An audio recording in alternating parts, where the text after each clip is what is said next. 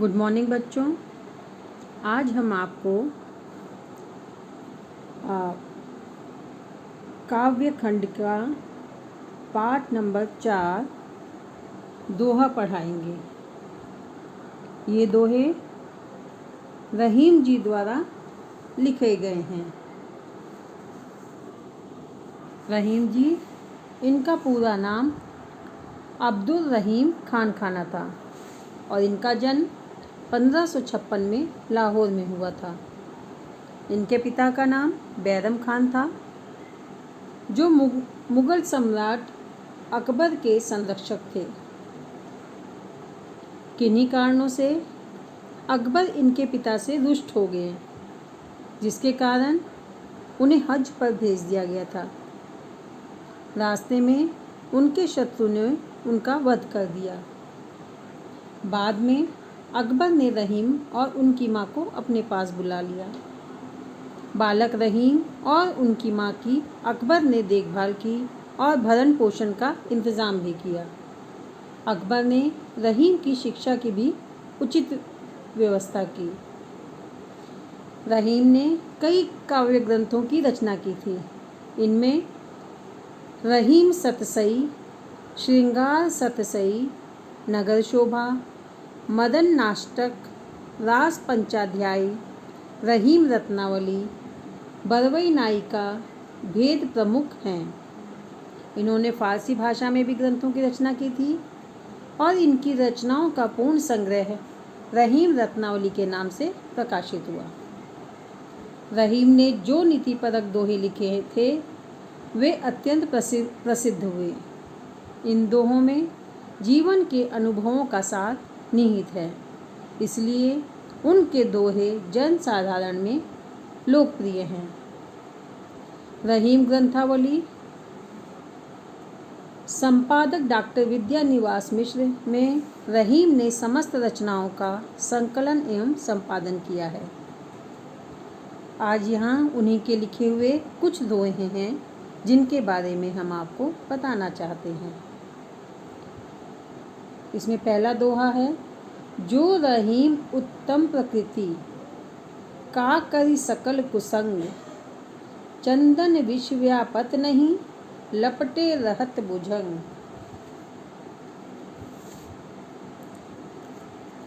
कविवर रहीम दास जी ने इस दोहे में सच्ची प्रीति का कविवर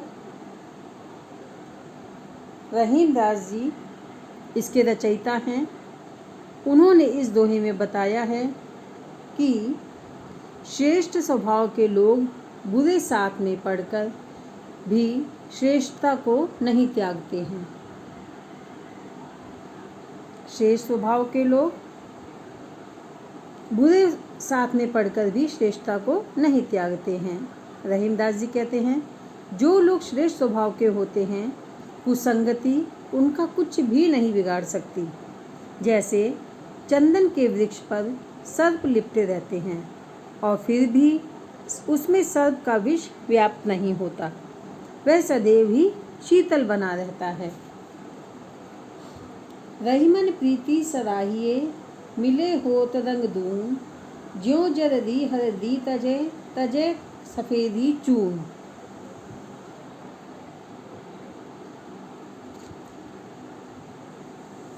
कविवर रहीमदास जी ने इस दोहे में सच्ची प्रीति के लक्षण बताए हैं।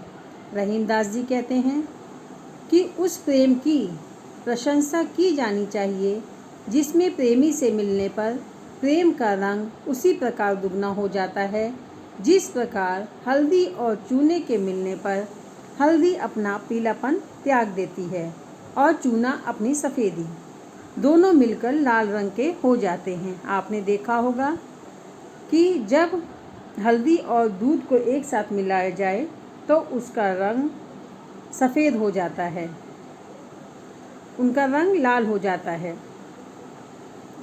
तो इसलिए सच्चा प्रेम जो है सराहनीय है। सच और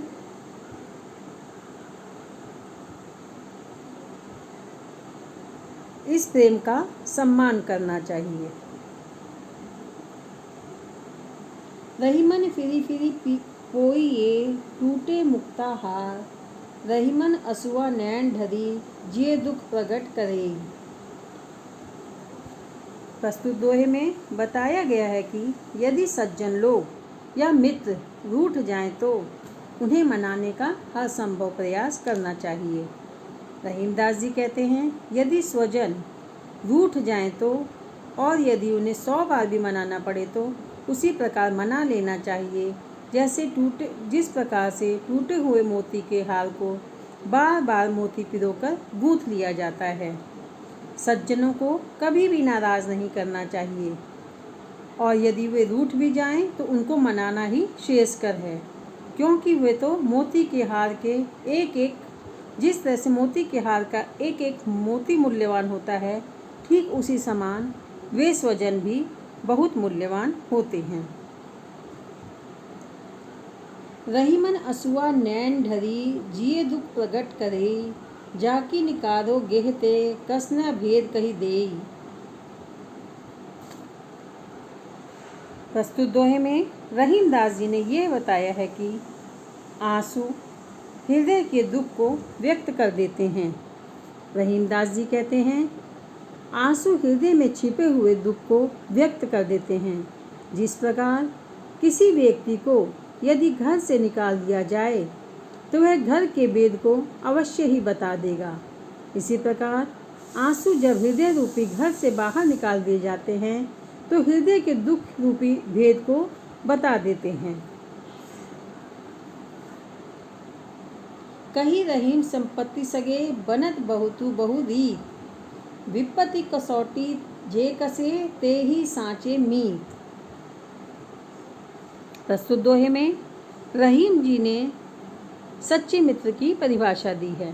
रहीमदास जी कहते हैं कि संपत्ति या वैभव होने पर अनेक लोग अनेक प्रकार से सगे संबंधी बन जाते हैं। अर्थात यदि हमारे पास बहुत पैसा है, बहुत संपत्ति है, तो हमें बहुत से मित्र मिल जाते हैं, पर सच्चे मित्र तो वो होते हैं जो अनेक आपत्ति रूपी कसौटी पर कसे जाने पर खरे उतरते हैं।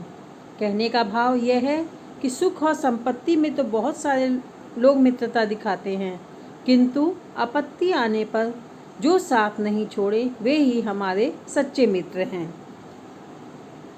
जाल परे जल जात बही तजी मीनन को मोह, रहीमन मछली नीर को तऊ न छाड़त छोह। कविवर रहीमदास जी ने पानी के प्रति मछली के प्रेम का सच्चा मानते हुए प्रेम के आदर्श का निरूपण किया है। रहीमदास जी कहते हैं कि मछलियों को पकड़ने के लिए पानी में जब जाल डाला जाता है तो मछलियों का साथी पानी मछलियों का साथ छोड़कर बह जाता है, किंतु मछली फिर भी पानी के प्रति अपने प्रेम को नहीं त्यागती। वे जल के अभाव में प्राण दे देती हैं और सच्चे प्रेम का यही आदर्श है। दीन सबन को लखत हैं दीन ही लखे न कोई, जो रहीम दीन ही लखे दीन बंधु सम होय। प्रस्तुत दोहे में रहीमदास जी ने बताया है कि जो व्यक्ति गरीबों दीन दुखियों के प्रति प्रेम करने वाला होता है वह परमात्मा के समान होता है। रहीमदास जी कहते हैं कि निर्धन व्यक्ति तो सबको देखता है, अर्थात सबका सहयोग करता है, किंतु उस गरीब की ओर किसी का भी ध्यान नहीं होता, सभी उसकी उपेक्षा करते हैं। जो लोग गरीबों को दया की दृष्टि से देखते हैं, अर्थात उनसे प्रेम और सहयोग करते हैं, वे सच्चे अर्थों में दीन बंधु अर्थात भगवान के समान होते हैं। भाव ये है कि हमें दीन दुखियों की उपेक्षा न करके उनके प्रति सहानुभूति रखनी चाहिए। प्रीतम छवि नैननी बसी पर छवि कहाँ समाए, भरी सराय रहीम लखी पथिक आपो फिरी जाए। प्रस्तुत दोहे में रहीमदास जी ने बताया है कि प्रिय के प्रति अनन्य प्रेम की स्थिति में दूसरे के प्रति प्रेम हो ही नहीं सकता है। रहीमदास जी कहते हैं कि प्रियतम का रूप आंखों में बस गया है, अतः अब किसी दूसरे की छवि आंखों में नहीं समा सकती है।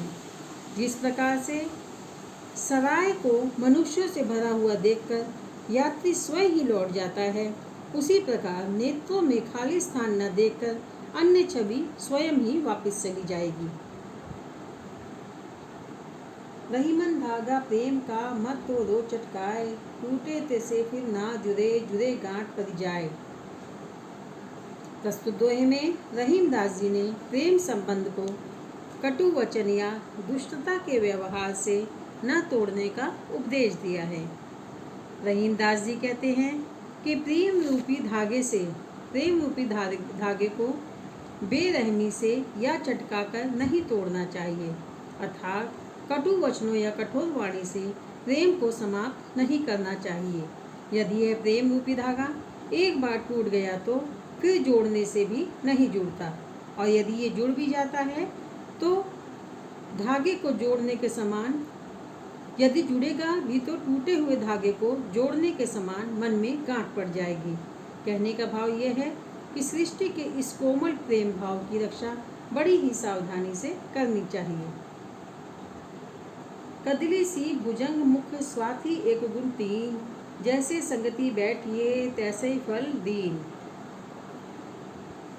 प्रस्तुत श्लोक में, प्रस्तुत दोहे में रहीमन दास जी ने संगति के फल और प्रभाव के बारे में बताया है। रहीमदास जी कहते हैं कि केला, सीप एवं सर्प के मुख में एक ही स्वाति नक्षत्र की बूंद पड़ती है, किंतु तीनों में उस पर संग का प्रभाव अलग अलग दिखाई देता है। स्वाति की बूंद केले में पड़कर कपूर, सीप में गिरकर मोती और सांप के मुख में गिरकर विष बन जाती है। एक ही स्वाति की बूंद सुसंग और कुसंग के कारण तीन अलग प्रकार के गुणों वाली हो जाती है। इसी प्रकार व्यक्ति जैसी संगति में बैठता है वैसा ही उसे फल मिलता है, अर्थात वो वैसा ही हो जाता है। तरुवर फल नहीं खाते हैं, सरवर पियहि न पान, कही रहीम पर काज हित संपहि संचहि सुजान। प्रस्तुत दोहे में कवि ने परोपकार की महिमा बताते हुए अपने विचार व्यक्त किए हैं। रहीमदास जी कहते हैं कि वृक्ष अपने फल स्वयं नहीं खा लेते और उनके फलों का और ही लोग उपभोग करते हैं। तालाब अपना पानी स्वयं नहीं पी लेता, उसका जल भी परोपकार में व्यय होता है। इसी प्रकार सहृदय सज्जन दूसरों की भलाई के लिए धन संपत्ति इकट्ठा किया करते हैं, अपने उपभोग के लिए धन संचय नहीं करते हैं। रहीमन देखी बड़े को लघु न दीजिए डार, जहाँ काम आवे सोई कहा करे तलवार। प्रस्तुत दोहे में रहीमदास जी ने बताया है कि समयानुसार छोटे या बड़े सभी उपयोगी होते हैं, अतः छोटा समझकर किसी की भी उपेक्षा हमें नहीं करनी चाहिए। रहीमदास जी कहते हैं कि बड़े लोगों को देखकर या बड़े लोगों के संपर्क में आकर छोटे लोगों को त्याग नहीं देना चाहिए, क्योंकि जिस जगह सुई काम करती है वहाँ तलवार कुछ भी नहीं कर सकती। कहने का तात्पर्य यह है, कपड़ा सिलने का कार्य केवल सुई ही कर सकती है, तलवार नहीं। उसी प्रकार छोटे लोग जहाँ काम आ सकते हैं वहाँ बड़े लोग नहीं, अर्थात दोनों ही अपने अपने स्थान पर महत्वपूर्ण होते हैं। यों रहीम सुख होत है, बढ़त देख निज घोर, ज्यों बढ़री आँखियाँ निरखी आँखिन को सुख होत।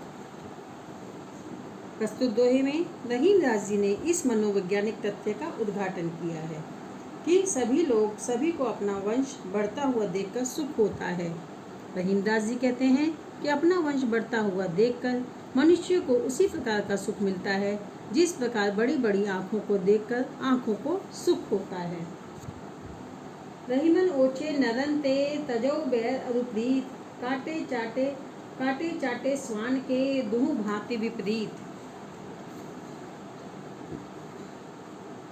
प्रस्तुत दोहे में रहीमदास जी ने नीच व्यक्ति के साथ शत्रुता और मित्रता दोनों को ही कष्ट कारण बताया है। इस दोहे में रहीम दास जी कहते हैं, नीच व्यक्ति से न तो प्रेम करना चाहिए और ना ही बैर। कुत्ते से बैर करने पर वह काटता है और प्रेम करने पर वो चाटता है। इस प्रकार ये दोनों ही चीज़ें कष्टकारक हैं। तो बच्चों, इसी के साथ ही ये पाठ अब समाप्त होता है। अब आपको इसके कठिन शब्द और इसका अभ्यास कार्य स्वयं ही करना है और इसके साथ ही हम अगले पाठ के साथ आपको अगले वीडियो में फिर से मिलेंगे। Thank you.